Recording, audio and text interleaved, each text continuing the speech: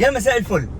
النهارده بقى انا عايز الصيادله والدكاتره وبتوع الشركات كلهم اللي بيسلموا عربيات للناس يجوا لي هنا، وبالذات بقى بتوع الميديكال ريب.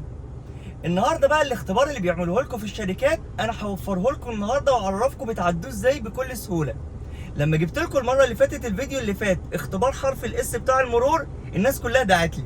النهارده بقى انا هجيب لكم اختبار الشركات حرف ال جنب الرصيف، ومع عميله يعني بنعمل الاختبار بالملي وبالفتفوته، هعرفك تعديه ازاي.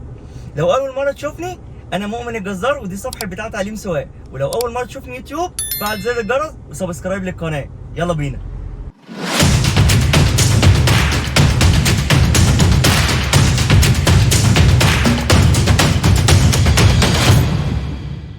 ابتدينا كده مع المتدربة الشطورة إن لازم يكون بينك وبين الإقماع مسافة ما يقرب من متر، ولما يجي القمع الأخير اللي أنت عايز تلف حوالينه يجي في نهاية العربية بتاعتك، لازم تلف الدركسيون كله عشان العربية تعمل زي ما هي مالت كده في الصورة بالظبط.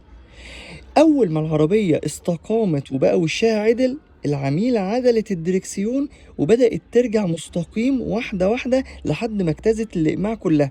خلي بالكوا الإقماع ضيقة جدا، بس انت عشان الكاميرا بتوريك فانت بيوريك ان هو واسع، انما هو ضيق جدا.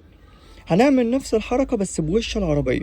هتبدأ العميلة تدخل معانا دلوقتي واحدة واحدة بالراحة، أهم حاجة واحدة واحدة. دخلت ما بين الإقماع اهيت وعند القمع اللي هتحود عنده. أول ما جه عند جنب العربية من عند الرفرف وبعد الفانوس، بدأت تلف وتحود وتدخل المسار بتاعها. ولما العربية عدلت الدركسيون. شفت الكلمتين اللي احنا قلناهم دول؟ هم دول ببساطة شديدة جدا جدا جدا الفيديو بتاعنا بتاع النهاردة بتاع اختبار الشركات.